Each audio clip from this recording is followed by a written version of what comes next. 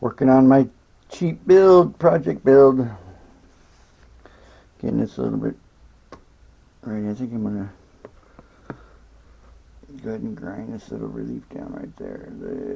Grind that down. Smooth. I'm not grind it down. Smooth it out, I should say. Finish polishing it up, both sides.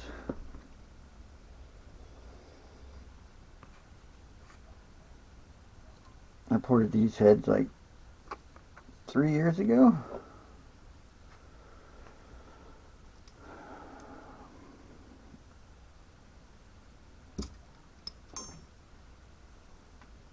Got them valves cleaned up. I still got to do a lot of cleaning on the heads, but I also have these stainless valves.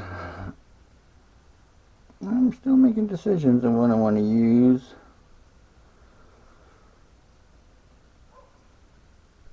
But with these thing right here,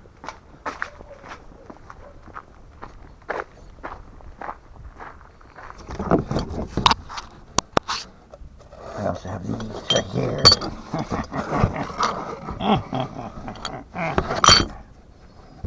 So I got these under soaking, cleaning out.